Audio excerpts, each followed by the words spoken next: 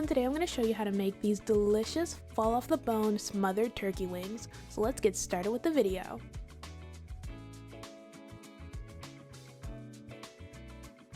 First, cut 1 onion, 1 red bell pepper, and 1 green bell pepper into thin slices. When you're finished, set these ingredients to the side. Next, prepare 4 pounds of turkey wings. To do this, I'm going to show you how to cut turkey wings. Lay the turkey wing flat, skin side down.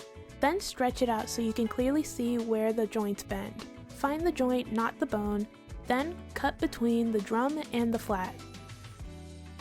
Next, cut through the skin connecting the drum and the flat. This exposes the joint more and makes the next cut way easier. Continue to cut straight down through the joint. You should feel little resistance if you're in the right spot. Next, separate the flat from the tip. Bend the wing again to find the joint and cut straight through.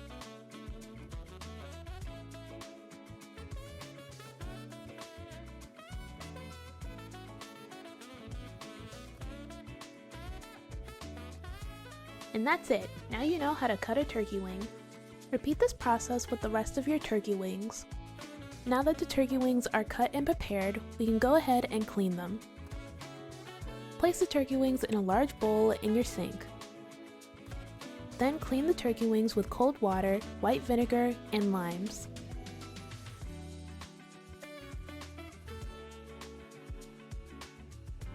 Use the slices of lime to scrub off any blood or residue on the turkey wings. Continue to clean the turkey wings until the water is almost completely clear.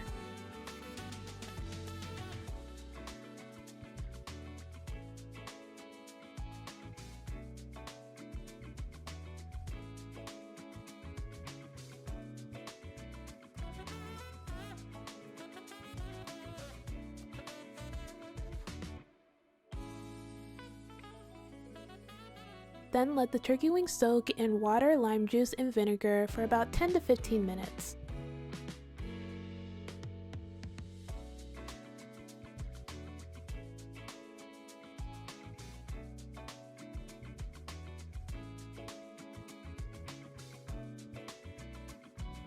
Once you're finished cleaning the turkey wings, pat them dry with paper towels and place them in a large baking dish.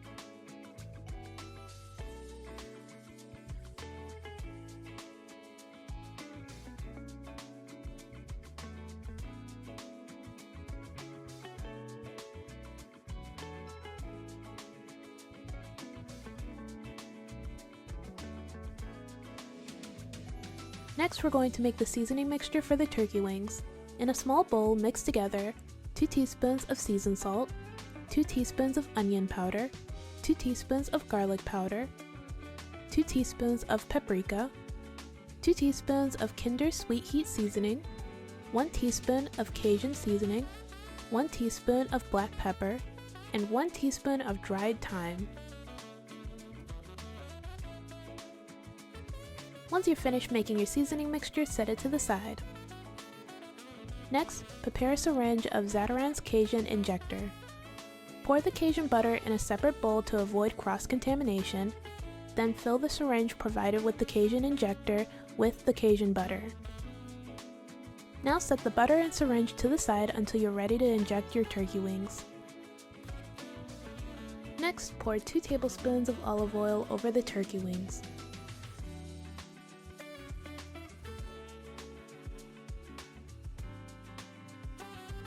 Then season generously with the seasoning mixture we made before.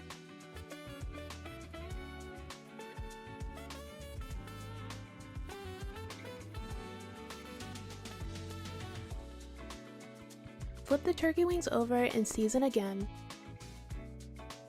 Make sure each turkey wing is evenly coated in the seasonings.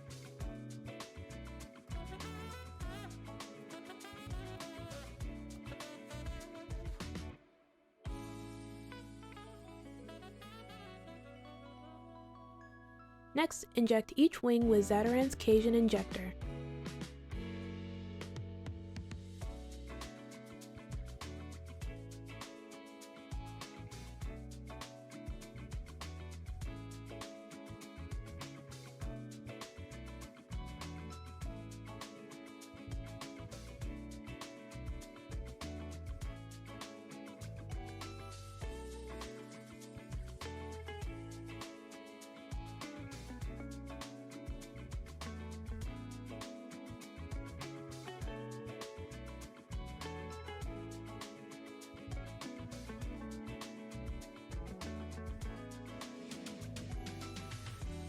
When you're finished, cover the baking dish and place the turkey wings in the fridge to marinate for 2 hours or overnight.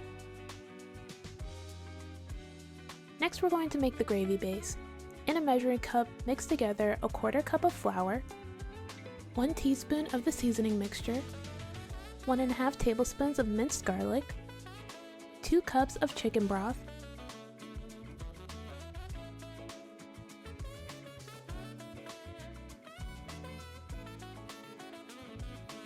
2 to 3 tablespoons of Zatarain's Cajun Injector, and 1 teaspoon of Worcestershire sauce.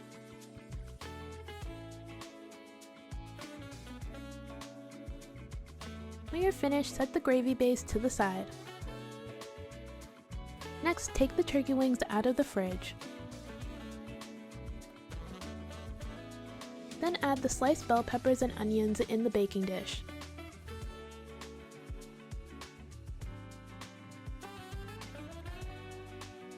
Make sure to move the turkey wings so they're over the onions and bell peppers.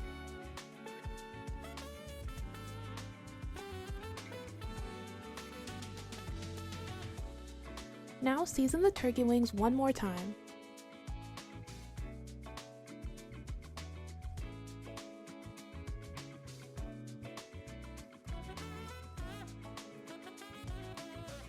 Next, pour the gravy slurry into the bottom of the baking dish, being careful not to pour it directly over the wings.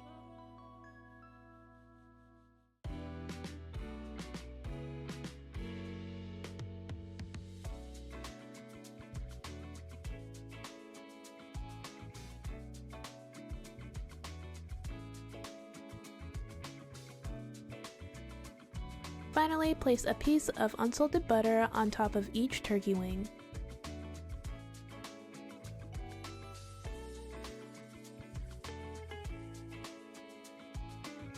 It should look like this when you're finished. Now tightly cover the baking dish in tin foil.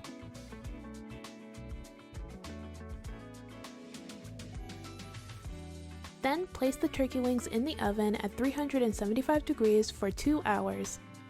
Make sure to baste the turkey wings every 20 to 30 minutes.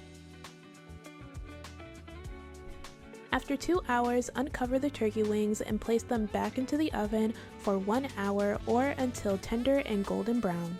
Remember to continue basting your turkey wings every 20 to 30 minutes. Once the turkey wings have finished baking in the oven, let them rest for 10 minutes.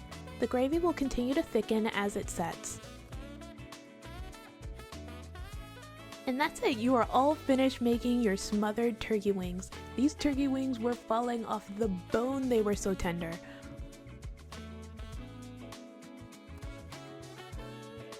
Now all that's left to do is plate it up. I decided to eat my turkey wings with mashed potatoes, but you can also eat them with white rice.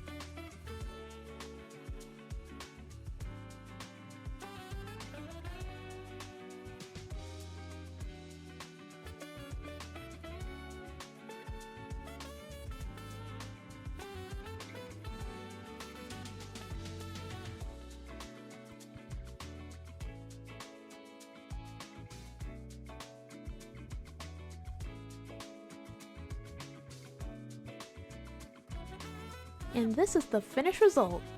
These turkey wings were so incredibly good. Super well seasoned, very flavorful, and incredibly tender.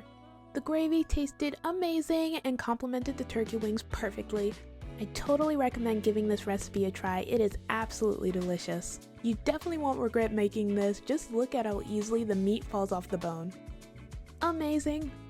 Alright, that's it for this video. Thank you guys so much for watching. Everything I used in this video will be down in the description below. Don't forget to like, comment, and subscribe. Bye! Hey everyone, today I'm going to show you how to make this delicious cheesy baked macaroni and cheese. So let's get started with the video.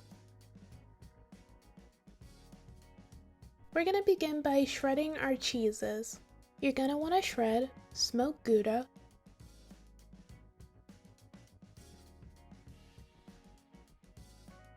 Fontina, Havarti, mild cheddar cheese, and sharp cheddar cheese. When you finish shredding your cheeses, set them to the side. Next, fill a large pot with chicken broth.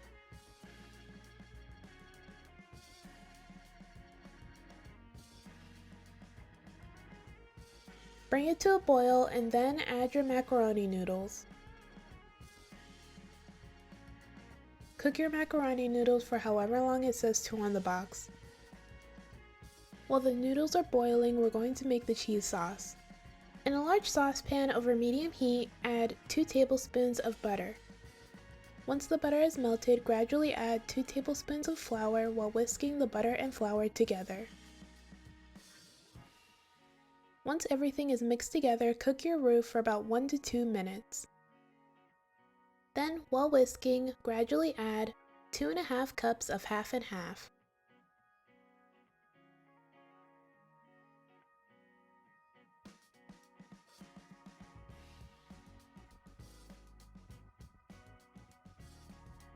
Once you've added the half and half, continue to cook the sauce while whisking occasionally until it starts to become thick. Once the sauce starts to become thick, mix in 2 tablespoons of sour cream and 2 ounces of cream cheese.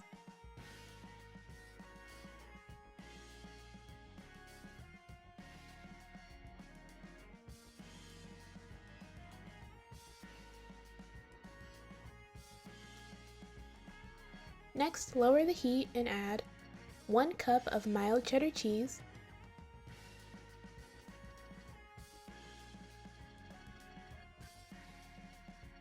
1 cup of sharp cheddar cheese,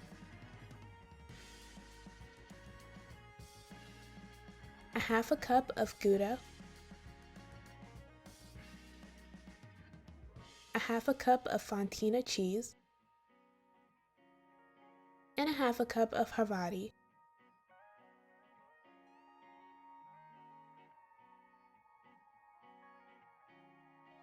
Once you've mixed in all of your cheeses, add 1 teaspoon of salt, a half a teaspoon of pepper, 1/4 teaspoon of onion powder, 1/4 teaspoon of garlic powder, 1/4 teaspoon of Creole seasoning, 1/4 teaspoon of paprika, a dash of cayenne pepper, and a dash of white pepper.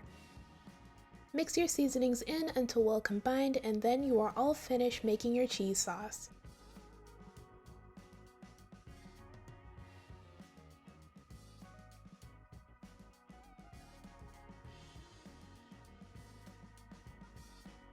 By now your noodles should be finished cooking.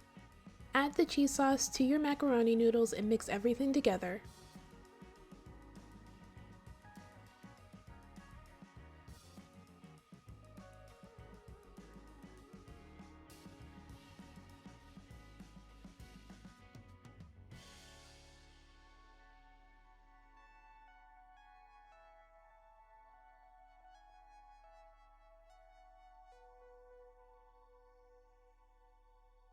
Then mix in a handful of each of your shredded cheeses.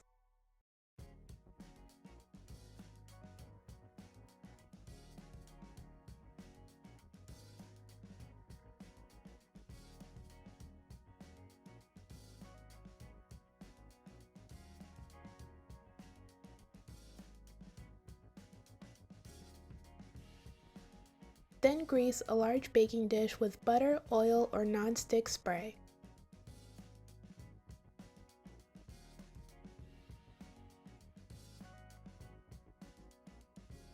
After greasing the baking dish, add the macaroni and cheese into the pan.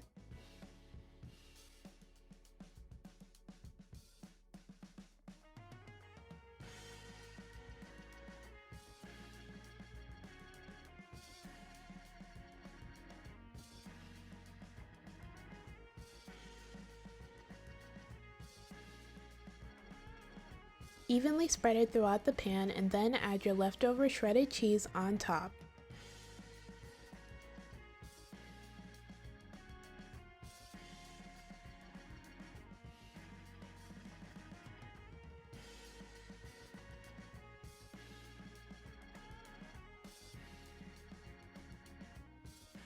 When you're finished adding the cheese, sprinkle some paprika on top as well.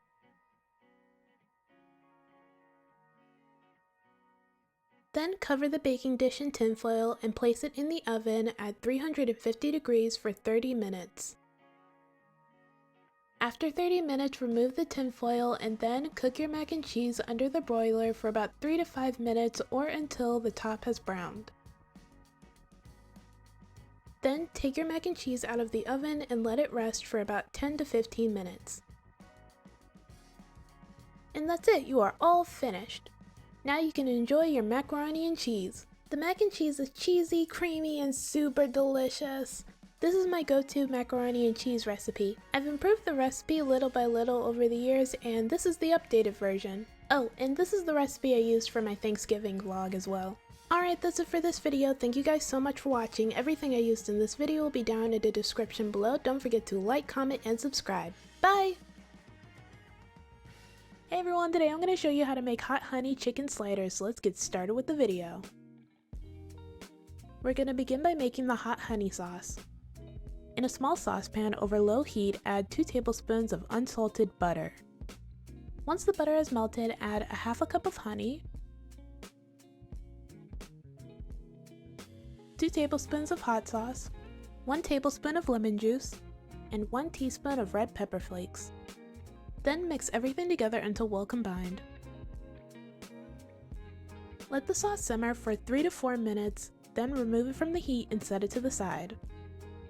Next we're going to make some coleslaw. In a large bowl, mix together a half a cup of mayonnaise, 1 tablespoon of Dijon mustard, 2 tablespoons of apple cider vinegar, 1 tablespoon of lemon juice, 3 tablespoons of sugar, a half a teaspoon of salt, a half a teaspoon of pepper, and a half a teaspoon of onion powder.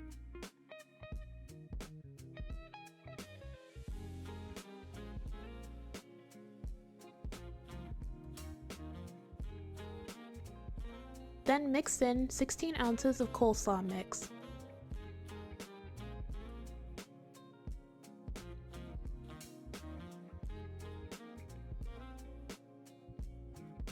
When you're finished, place the coleslaw in the fridge until you're ready to use it. Now we're going to make a seasoning mixture for the chicken. In a small bowl, mix together 2 teaspoons of Kinder Sweet Heat seasoning, 2 teaspoons of garlic powder, 2 teaspoons of onion powder, 1 teaspoon of paprika, 1 teaspoon of cayenne pepper, 1 teaspoon of salt, and a half a teaspoon of pepper.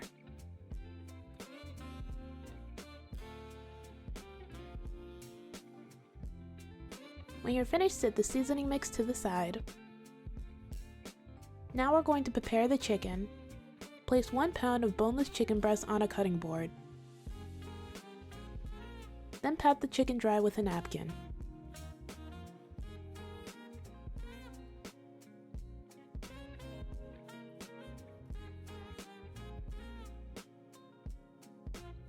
Now slice the chicken breast horizontally with a sharp knife.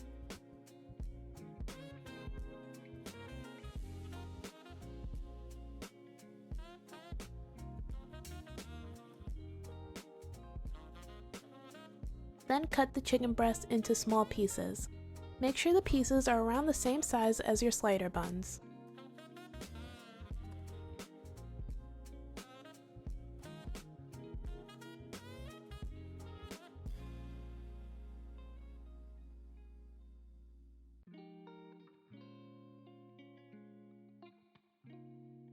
When you're finished, set the chicken breast to the side. Next, in a large bowl, add 1 1/3 cup of buttermilk, a 1/4 cup of pickle juice, a 1/4 cup of hot sauce, 1 tablespoon of mustard, and the seasoning mix we prepared before. Then mix everything together until well combined. When you're finished mixing everything together, add the pieces of chicken. Gently toss the chicken in the marinade to make sure each one is thoroughly coated.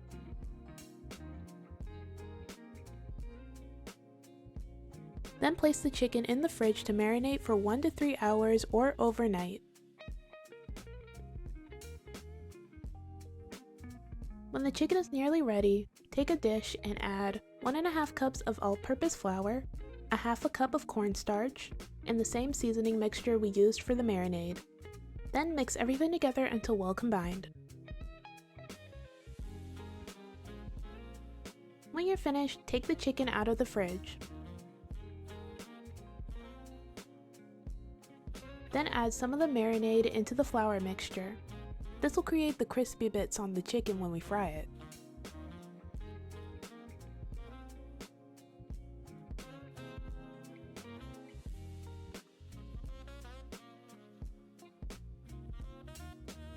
Now remove the chicken from the marinade, letting the excess marinade drip off.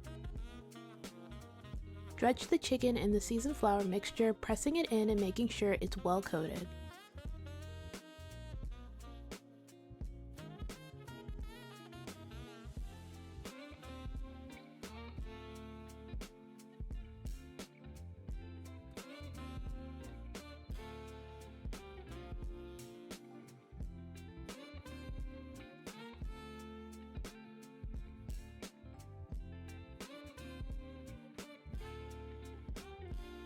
Let the chicken rest for 10 minutes before frying. While the chicken rests, heat a neutral oil in a pot or deep fryer to 350 degrees. Once the oil is hot and the chicken is ready, you can go ahead and fry them. Fry the chicken in batches for 4 to 6 minutes or until golden brown and cooked through.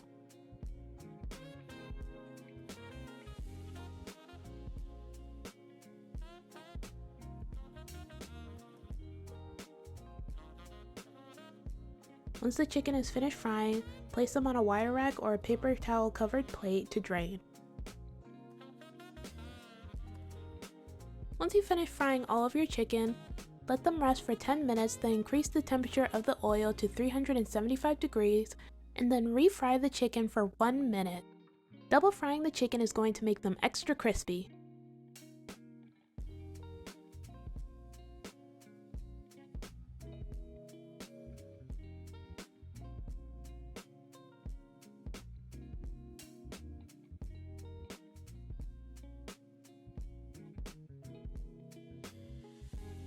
When you're finished frying, brush the chicken with the hot honey sauce we made before on each side.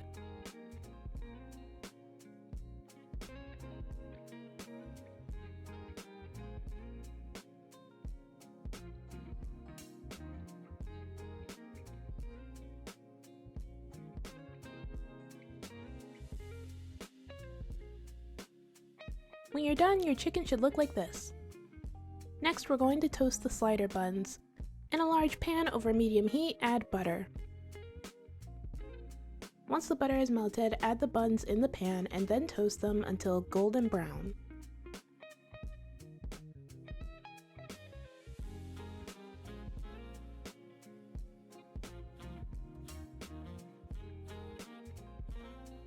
Now place the bottom buns on a plate. Then add sliced pickles on top of the bottom buns. Next, place the hot honey chicken on top.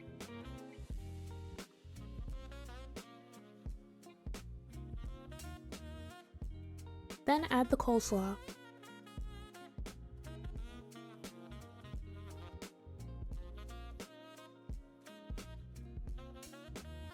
After adding the coleslaw, place the buns on top.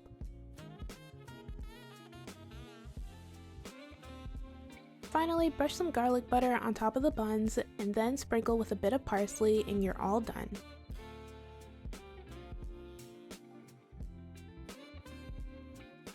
And this is the finished result. These sliders were absolutely delicious.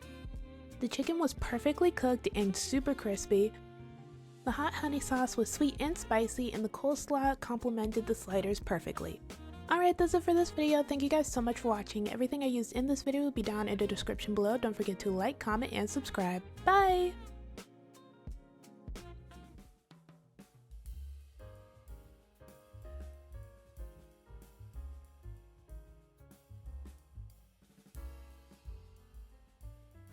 Hey everyone, today I'll be teaching you how to make collard greens with brown butter cornbread. This recipe is absolutely delicious and easy to make, so let's get started with the video.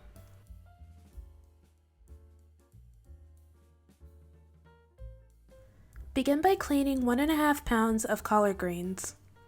I'm using shredded collard greens from a bag, but you can always just get your own collard greens and chop them up however you like.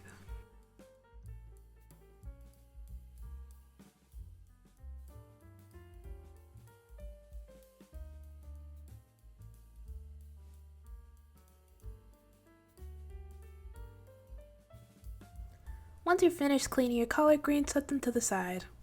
Next, cut the meat off of a smoked turkey leg.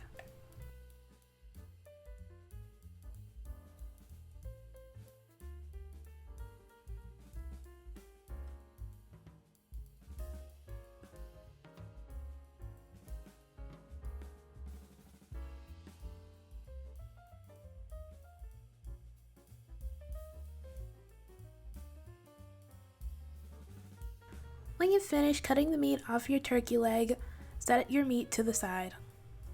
Now, in a large pot over medium heat, add 1 tablespoon of olive oil and 1/2 cup of diced onions. Saute your onions for about 2 minutes.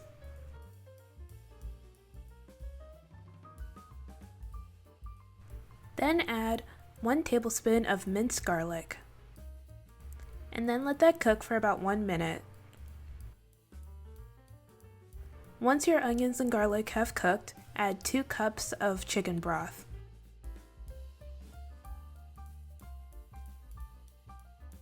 Then add your smoked turkey.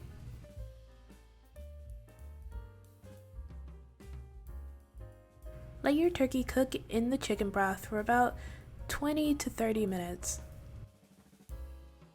Once that time is up, you can go ahead and add your collard greens.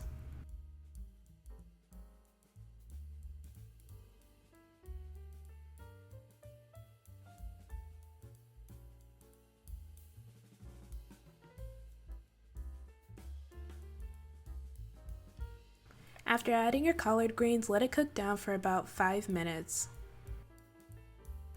After you've done that, add 1/2 teaspoon of onion powder and 1/2 teaspoon of garlic powder.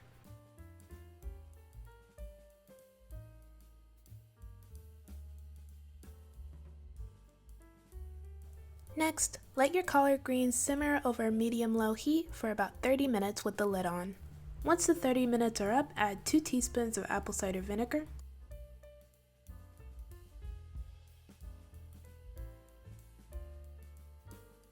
a 1/2 teaspoon of red pepper flakes, and a 1/2 teaspoon of pepper.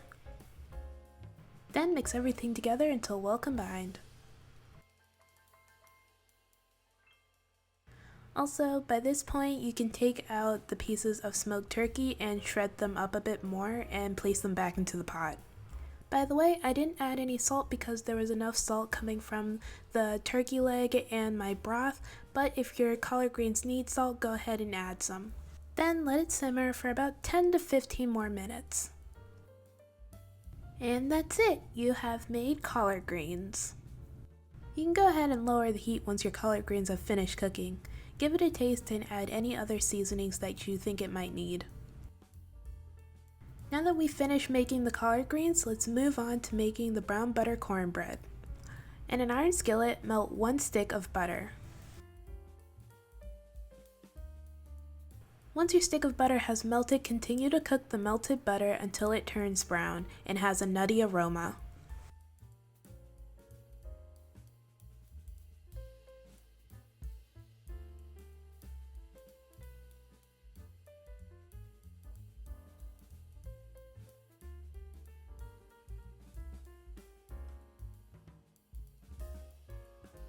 Next, pour your brown butter through a strainer.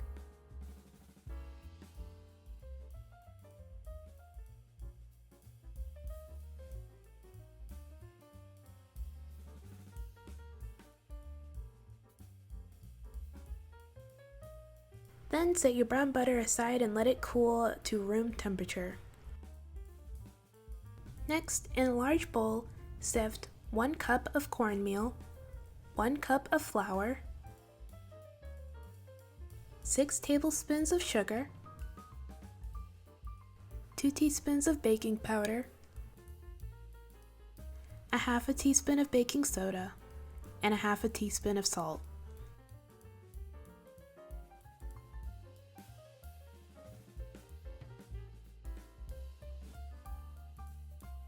Using a spatula, create a well in the middle of your dry ingredients.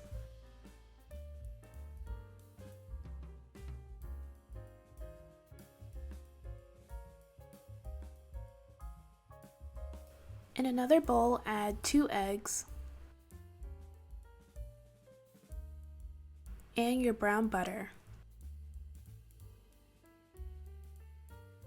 Whisk your brown butter and your eggs together until well combined. And then add 1½ cups of buttermilk. Whisk everything together until well combined. Then add your wet ingredients into your dry ingredients.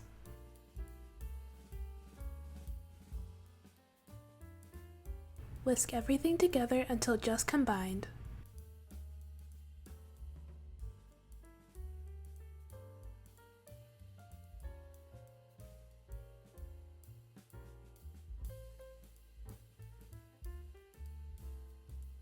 Now add your cornbread batter into your iron skillet.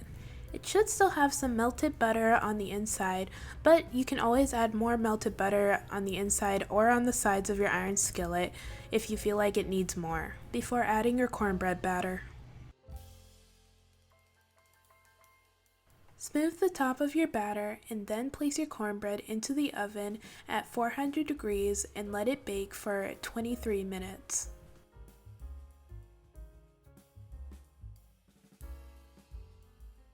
And this is what it should look like when you're finished. Allow your cornbread to cool for about 10 to 15 minutes before serving. And this is the finished result. Everything came out wonderfully. The cornbread and the collard greens both tasted great. Okay, so I wanted to mention a few things. With the smoked turkey, you can add the bone in your pot if you like. I know some people like to add the bone. I just didn't add it because it didn't fit inside the pot, so I just added the meat. I used shredded collard greens because my mom told me that's how my grandma made her collard greens, so I just wanted to do the same thing. Alright, that's it for this video. I hope you guys enjoyed. Thank you so much for watching the video. Everything I used in this video will be down in the description below. Don't forget to like, comment, and subscribe.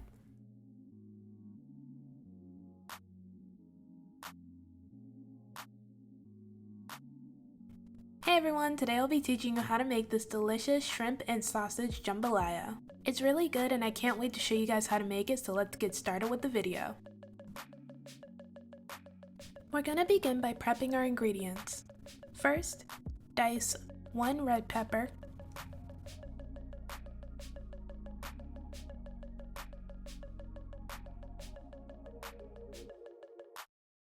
then 1 green pepper,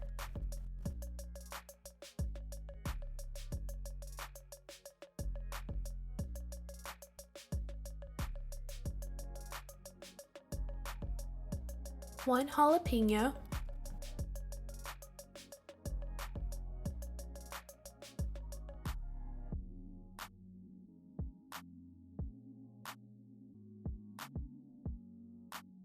two ribs of celery,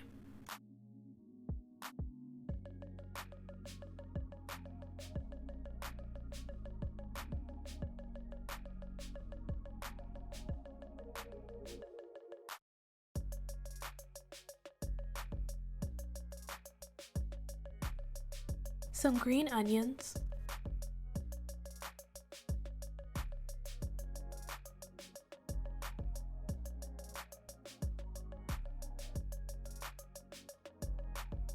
and 1 onion.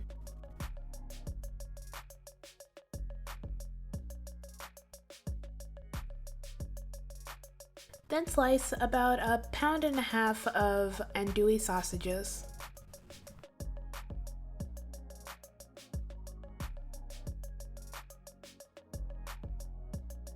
Next, peel and devein your shrimp. I'm using about 12 to 13 shrimp.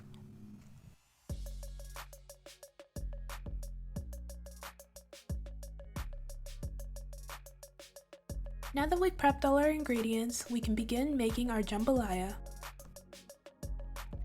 In a large pot over medium heat, add olive oil. Then cook your sausages.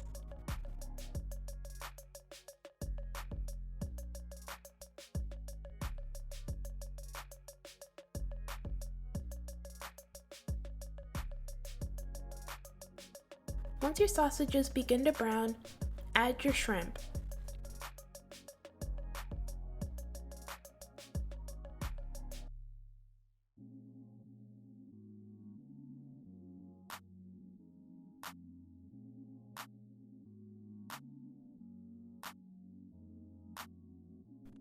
Once your shrimp and sausages are cooked, remove them from the pot. Add a bit more oil to your pot and then add 1 cup of diced onions, your diced celery, 1 cup of your diced bell peppers, and your diced jalapeno. Sauté your vegetables for about 3 to 4 minutes.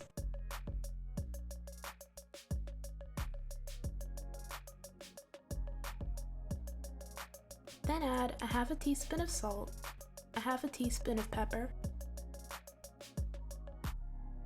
1 tablespoon of Cajun seasoning, 1 teaspoon of cayenne pepper, 1 teaspoon of Creole, 1 teaspoon of onion powder, 1 teaspoon of garlic powder, and 1 teaspoon of brown sugar.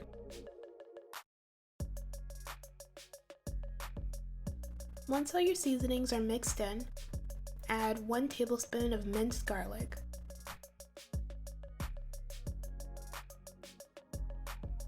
Let that cook for another minute and then add a half a cup of crushed tomatoes.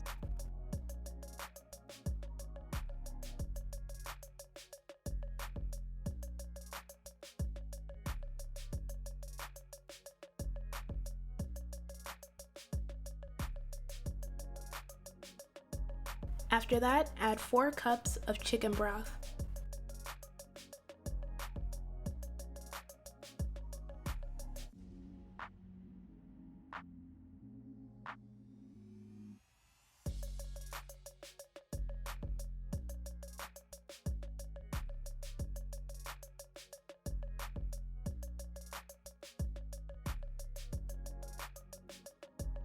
Now only add your sausage back into the pot.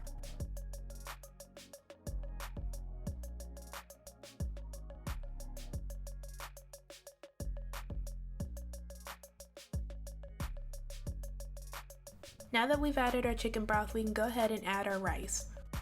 I added 1.5 cups of jasmine rice. You can also use white rice.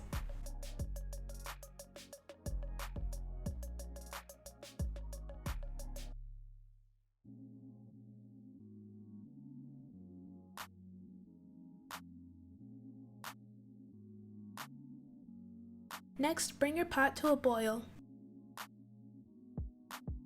Once your pot is at a boil, reduce it to a simmer, then place a lid over your pot and let it cook for 14 to 15 minutes. After that time is up, your rice should be finished cooking.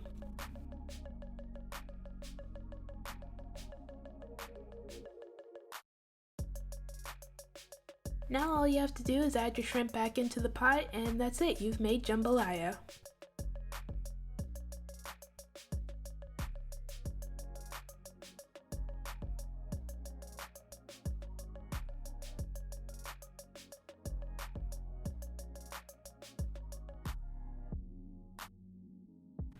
Now that you've finished making your jambalaya, place it in a bowl, garnish with some green onions, and enjoy!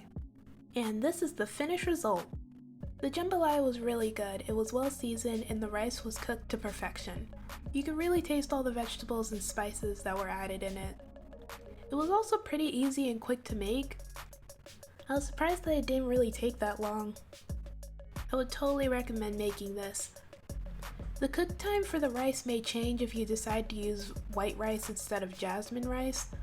Also with the shrimp, instead of cooking it with the sausage, you can always wait until the end and then add it into your rice 10 minutes in and let it cook for the rest of the 4 to 5 minutes. Alright, that's it for this video. Thank you guys so much for watching. Everything I used in this video will be down in the description below. Don't forget to like, comment, and subscribe. Bye! Hey everyone, today I'm going to show you how to make delicious oxtail and grits, so let's get started with the video. We're going to begin by preparing our ingredients. First, dice 1 onion,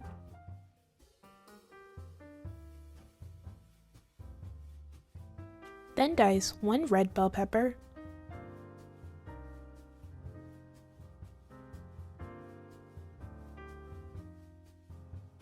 and 1 green bell pepper.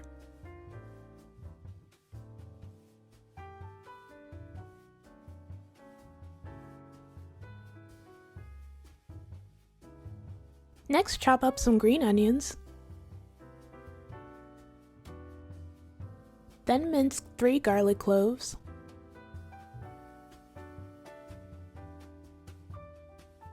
and finally dice or chop 1 Scotch bonnet pepper. Once you finish preparing your ingredients, set them to the side. Now we're going to clean 4 pounds of oxtails. I got my oxtails from Costco. Place the oxtails in a large bowl in the sink. Then thoroughly rinse them with cold water until the water is almost completely clear.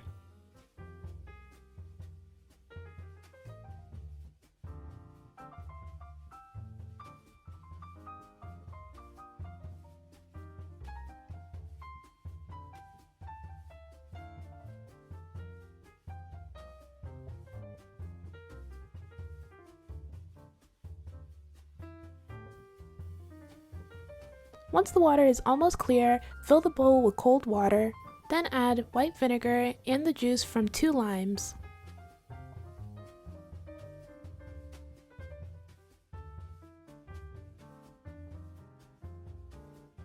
Next, use the limes to scrub the oxtails.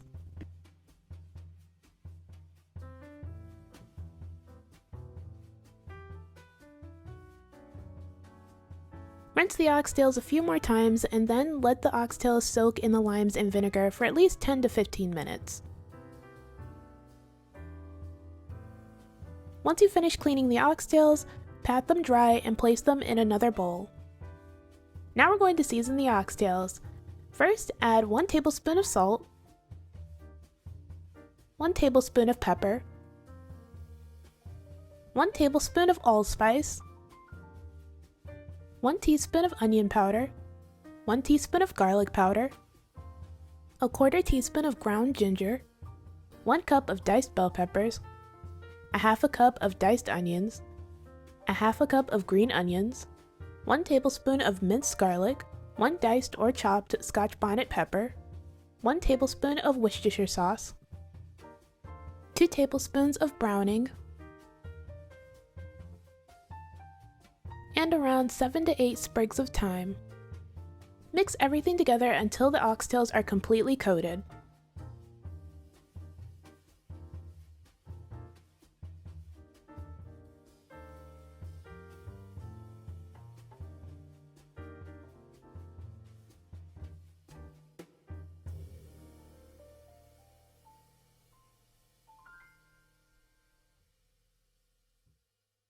When you're finished, cover the bowl in plastic wrap and then place the oxtails in the fridge to marinate overnight.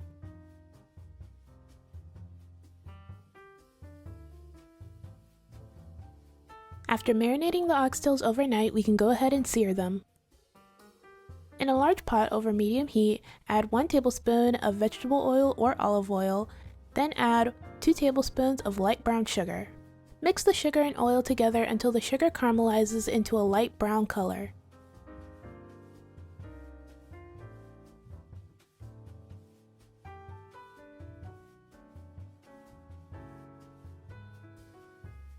Remove the oxtails from the marinade and place them in the pot, then sear them on each side.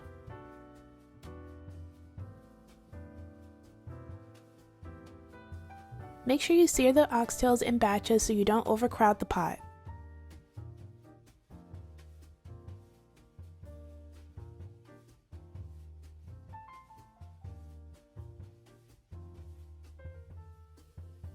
Once you finish searing the oxtails, remove them from the pot and set them to the side. Then repeat this process with your remaining oxtails.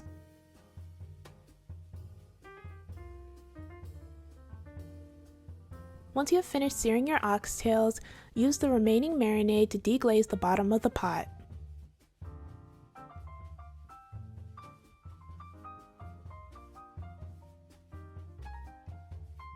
Next, place the seared oxtails back into the pot. Then add enough beef broth or water to cover the oxtails.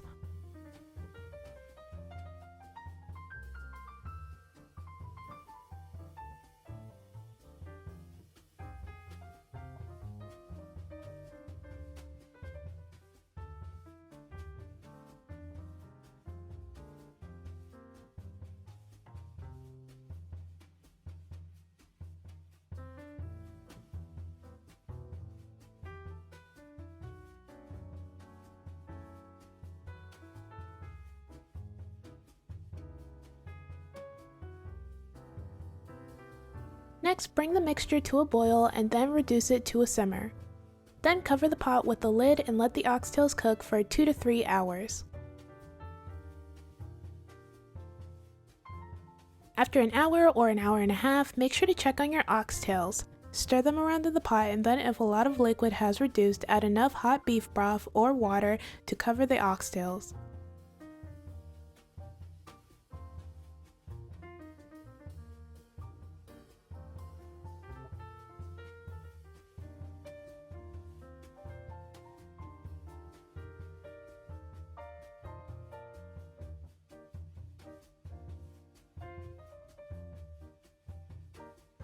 You'll know the oxtails are finished cooking once the meat easily falls off the bone.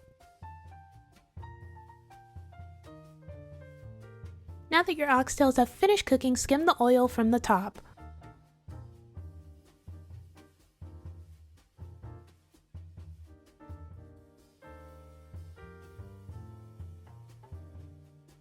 Then remove the oxtails from the pot.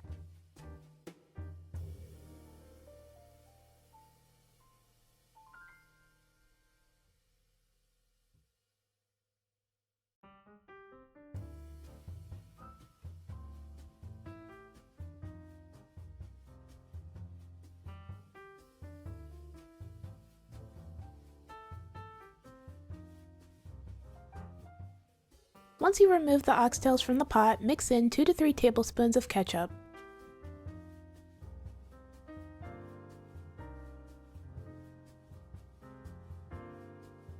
Next, bring the gravy to a boil, then reduce it to a simmer and continue to cook it until it becomes thick.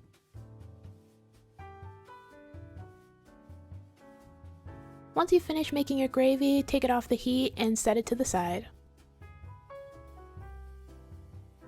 Next, remove the meat from the oxtails and shred it.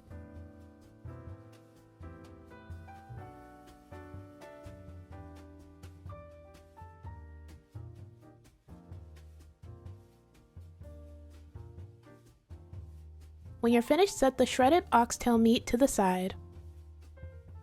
Now we're going to make the grits. In a large saucepan, bring 1 cup of chicken broth to a boil over medium heat. Next, add a half a cup of instant grits. Cook the grits while stirring occasionally until the liquid has been completely absorbed. This should take around 5 minutes.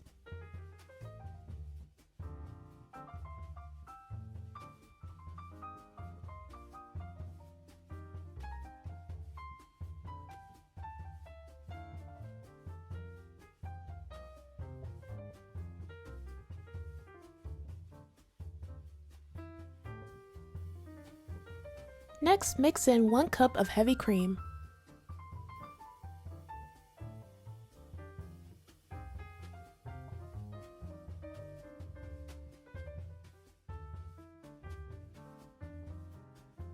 Next, mix in 2 tablespoons of unsalted butter,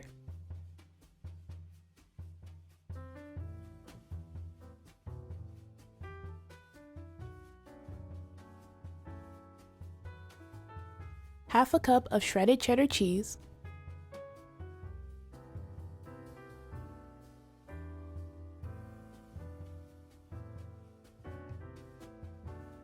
a 1/4 teaspoon of Cajun seasoning, and a 1/4 teaspoon of pepper.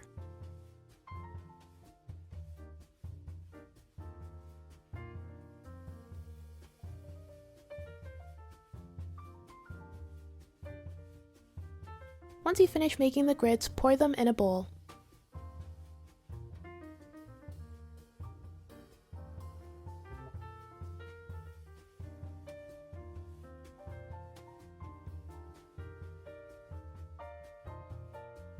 Next, add the shredded oxtail meat on top of the grits.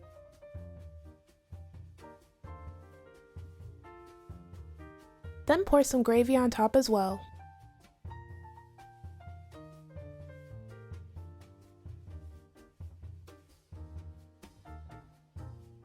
Next, garnish the oxtail and grits with green onions and parsley.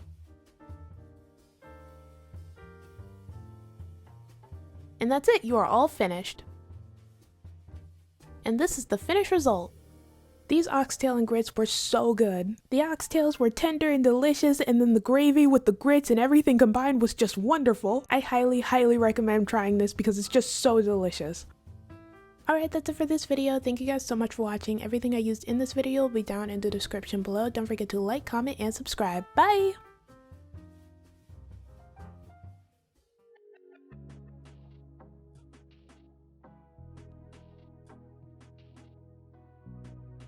Hey everyone, I am super excited about this video because in this video I made a red velvet cheesecake. I am so happy with how it came out and it tasted so good. I'm gonna be showing you guys how I made it, so let's get started with the video. You're gonna want to begin by tearing off a piece of parchment paper.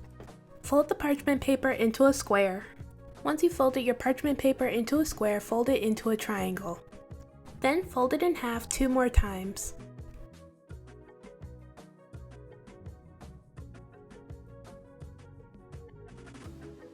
Place the tip of the parchment paper at the center of a spring-form pan. Once you've seen how big your parchment paper needs to be, cut off any excess parchment paper. Make any necessary adjustments and then unravel your parchment paper to make sure it fits.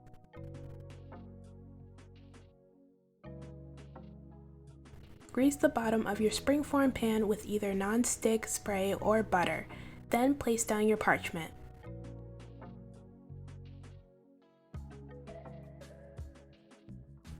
Grease the sides of your spring-form pan and then place parchment paper around the sides as well.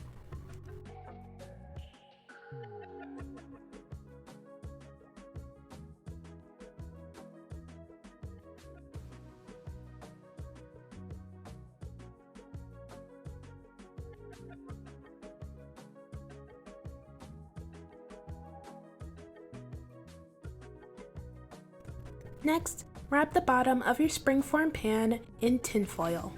This is the part that always messes me up when I'm making cheesecake, so this time I added multiple layers of tinfoil.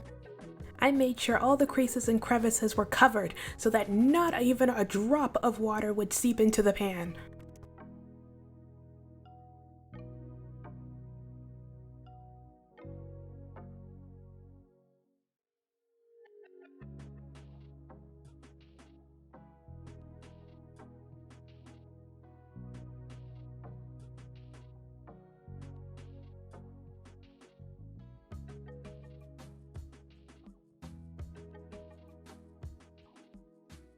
Once you've covered your pan in tinfoil, test it.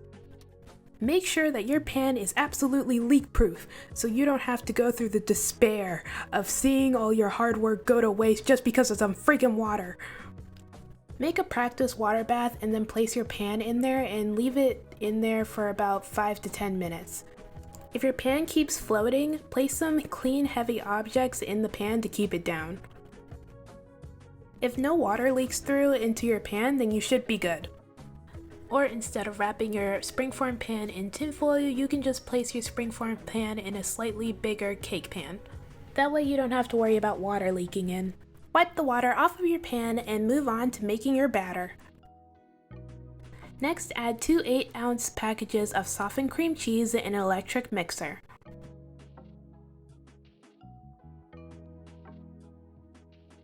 Mix the cream cheese until nice and smooth.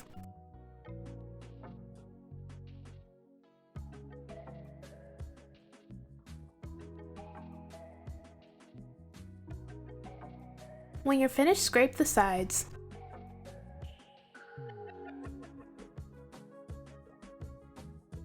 Then add 2/3 cup of white sugar and 1/8 teaspoon of salt. Blend both together for about 2 minutes. Then scrape down the sides and add 2 eggs, one at a time.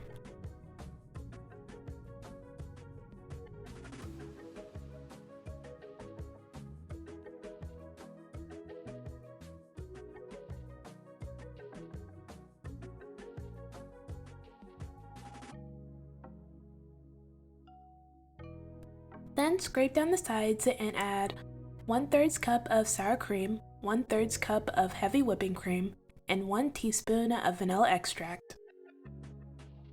Okay, for this recipe I didn't use vanilla extract, I decided to use vanilla beans. I only used about 1/3 of the vanilla bean. Once you've added all your ingredients, mix everything together until smooth. This part's optional, but as a little extra insurance, I added about 2 to 3 tablespoons of all-purpose flour into the batter. Adding flour into your batter helps prevent your cheesecake from cracking.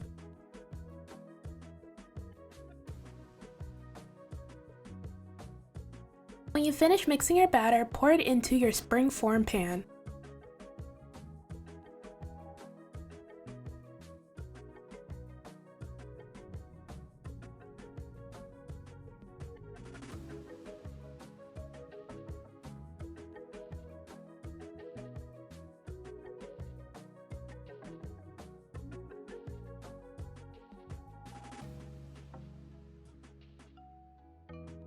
Next, bang your pan on the counter a few times to remove any air bubbles.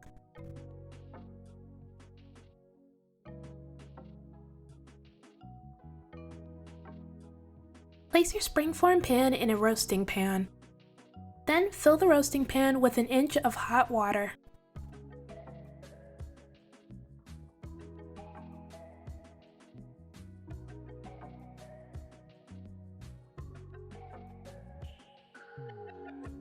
Now you're going to place your cheesecake in the oven at 325 degrees for 45 minutes.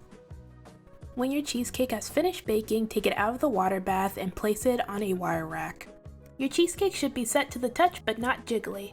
Let your cheesecake cool for about an hour, and then once your cheesecake is cool, place it inside the freezer until it is completely frozen. I suggest making the cheesecake the night before so you can just let your cheesecake freeze overnight. Next, grease and flour 2 9-inch cake pans. I totally forgot to flour my cake pans, but if you're wondering why you flour the cake pans like I did, it helps the cake batter grip the sides of the pan so that it rises evenly. Set your pans to the side and in a large bowl add 2.5 cups of all-purpose flour,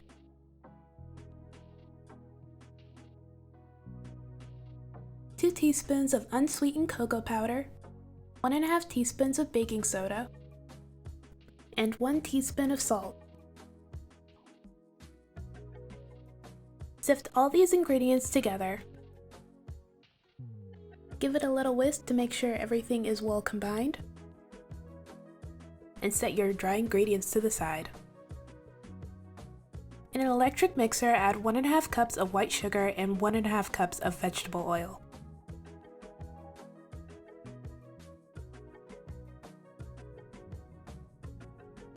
Mix the sugar and oil together until well combined.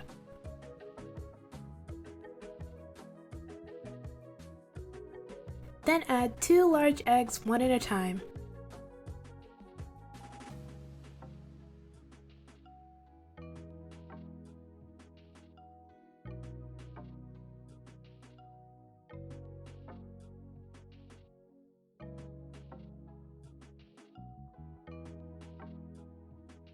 Once your batter is smooth, add 1 cup of buttermilk.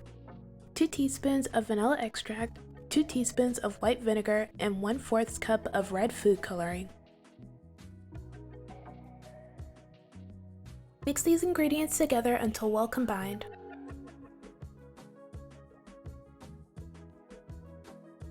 Then gradually mix in your dry ingredients on medium-low speed.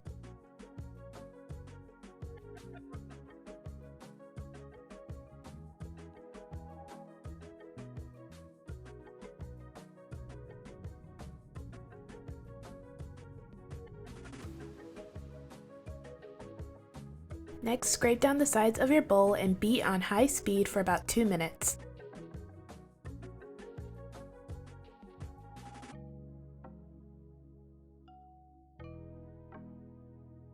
When you're finished, scrape down the sides of your bowl again and then pour your batter evenly between the 2 pans.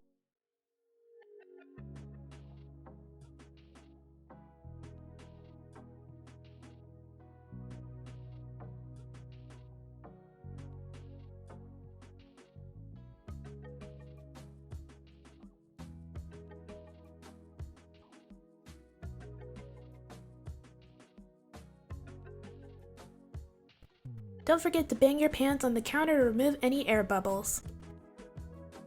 Now place your pans in the oven at 350 degrees for 30 to 35 minutes. When your cakes have finished baking, poke the center with a toothpick to make sure that they're done. Then let your cakes cool in the pan on a wire rack for about 10 minutes. Next, we'll be making our cream cheese frosting. In an electric mixer, add 2 8-ounce packages of softened cream cheese. Then beat the cream cheese until smooth.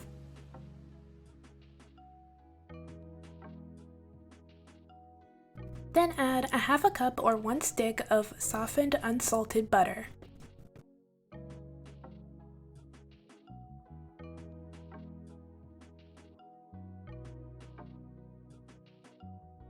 Scrape down the sides and add a tablespoon of vanilla extract. Then gradually add 2.5 cups of powdered sugar.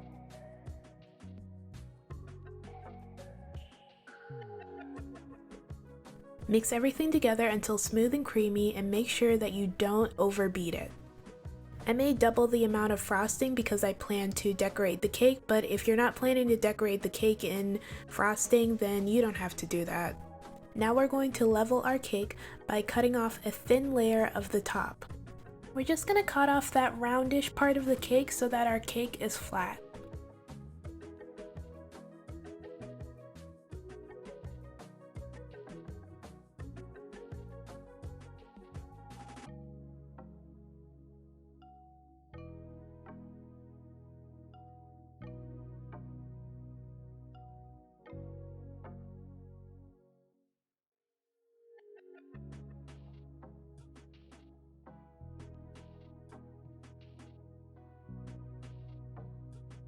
Make sure to level both cake layers, and when you're finished, you can take out your cheesecake. Your cheesecake should be frozen by now, so you can go ahead and take it out of the springform pan. Slide a knife under the parchment and remove your cheesecake from the pan. While I was trying to remove the cheesecake from the pan, I might have broken it. Anyway, place your cheesecake on top of your red velvet cake layer. Just because the cheesecake broke does not mean I'm not going through with this cake. It was still edible, so I just decided to mend it together. This is why I recommend to let your cheesecake freeze overnight, because I only let mine freeze for like a couple of hours.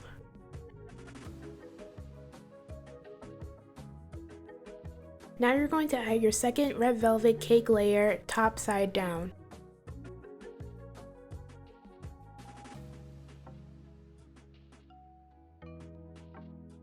Next, using your frosting, apply a crumb coat layer onto your cake. Adding a crumb coat basically means that you're going to use a spatula to coat your cake in a thin layer of frosting.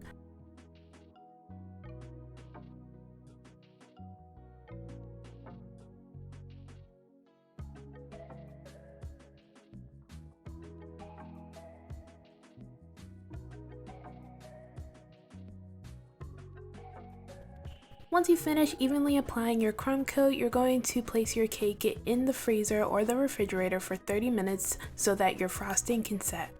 Meanwhile, you can go ahead and prepare your piping bag.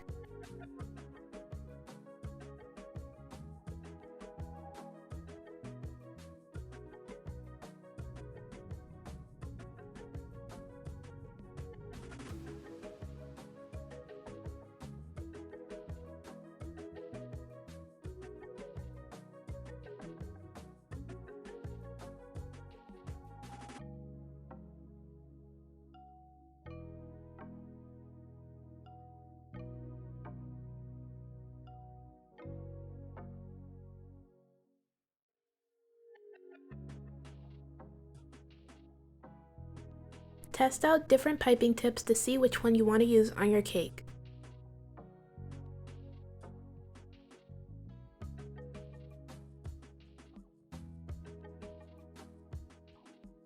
Once you've found the piping tip that you want to use, you can finally start frosting your cake. Since I'm still a beginner at making and decorating cakes, I just wanted to do a simple decoration. I didn't want to do anything too advanced, so I decided to make a bunch of swirls on the cake. With the right piping tip, the swirls look like roses.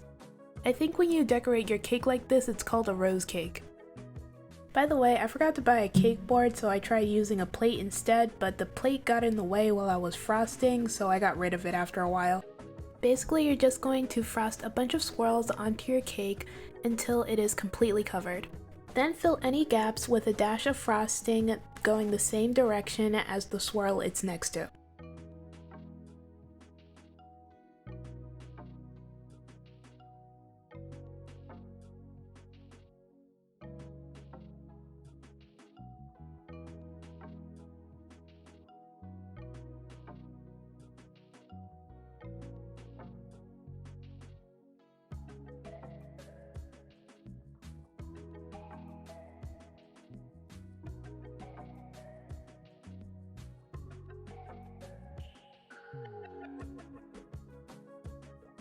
And this is the cake when I finished. It looks so pretty!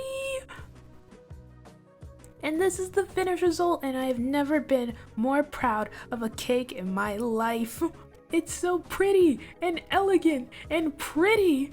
Plus, the red velvet cake layers were so moist and delicious. The cheesecake tasted great. It was creamy and sweet and just overall perfect. I was afraid in the first half when it broke, but it ended up being fine. The frosting paired with everything so well. It was really good. The whole cake is a 10 out of 10. It was absolutely delicious.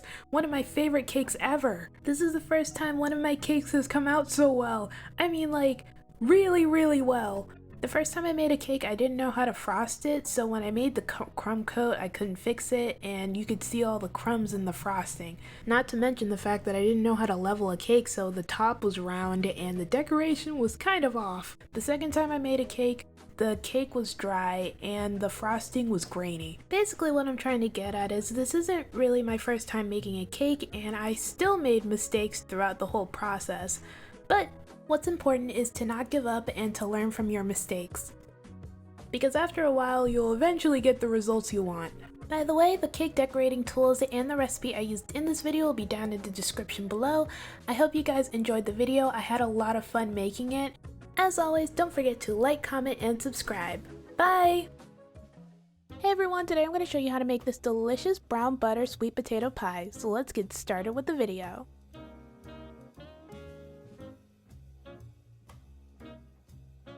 Begin by rinsing 4 large sweet potatoes under cool running water. Make sure to rub off any dirt from the skin.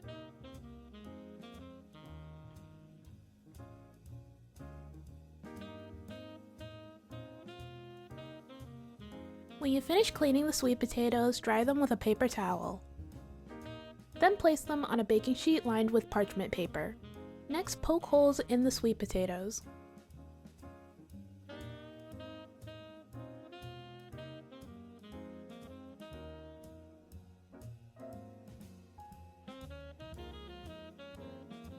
Next, roast the sweet potatoes in the oven at 425 degrees for 1 hour. The reason you want to roast your sweet potatoes instead of boiling them is because when they roast in the oven, the natural sugars in the sweet potatoes concentrate and caramelize, giving you a rich and sweeter taste, which is perfect for sweet potato pie.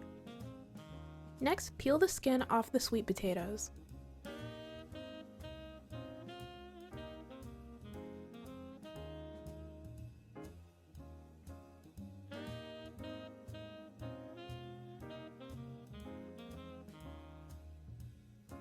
Once you finish peeling the skin off the sweet potatoes, place them in a blender.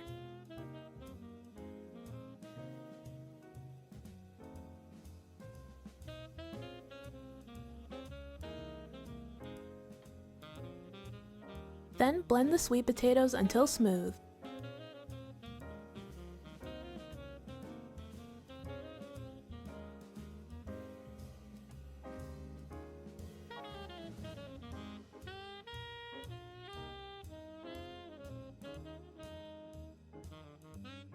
It should look like this when you're finished. Now place your pureed sweet potatoes to the side. Next, take out 2 thawed deep dish pie crusts.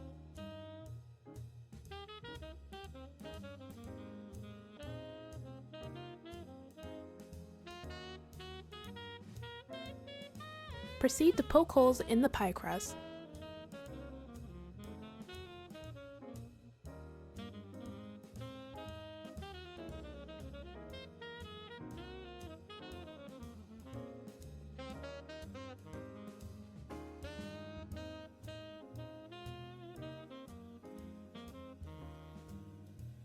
Next, place the pie crust on a baking sheet.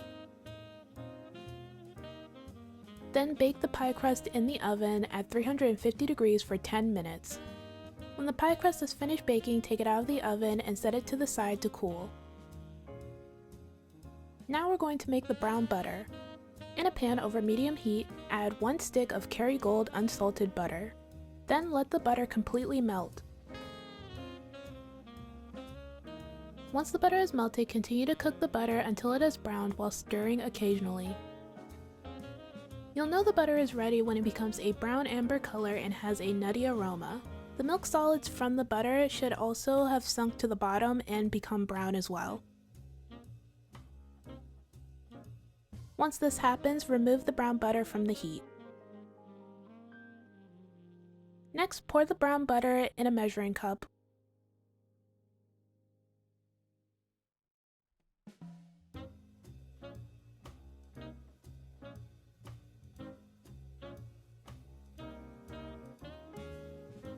Once the brown butter has cooled to the point where it's warm, not hot, add 2 teaspoons of vanilla extract. The reason why we're mixing the brown butter and vanilla together is because adding vanilla extract to warm brown butter helps bloom the vanilla, making its flavor stronger and more aromatic. When you're finished, set the brown butter to the side.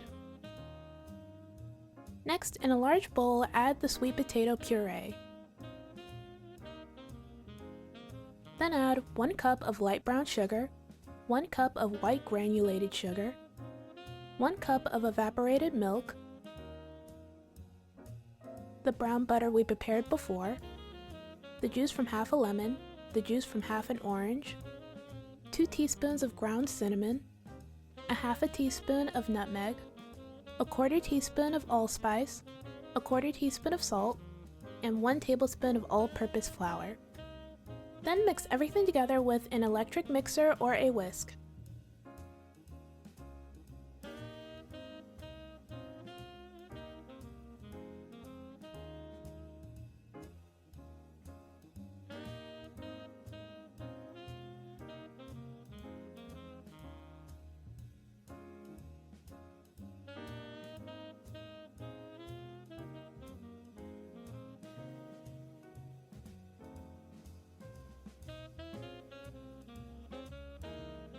Once you've mixed everything together, taste the pie filling and see if you need to add anything. This is so you can make any adjustments before adding the eggs. Next, mix in 3 room temperature eggs.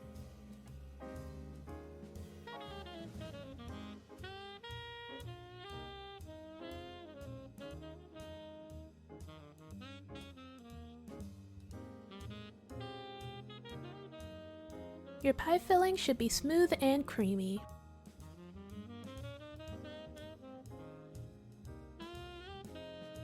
When you're finished mixing everything together, pour the pie filling into the pie crust.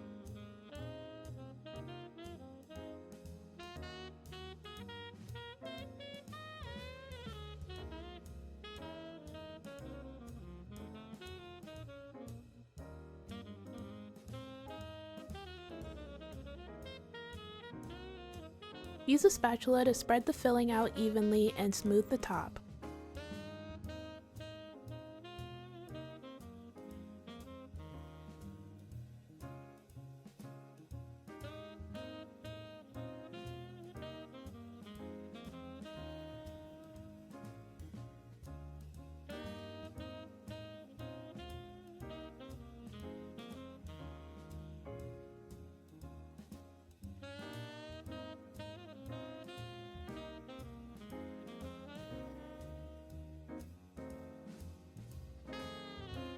Next, place the pies on a baking sheet.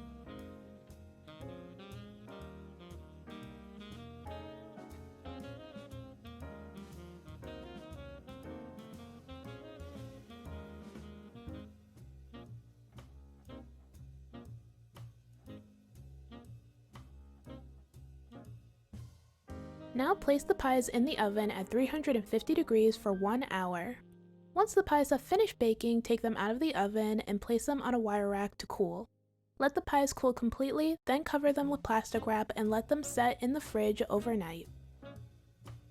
After letting the pies set, you are all done.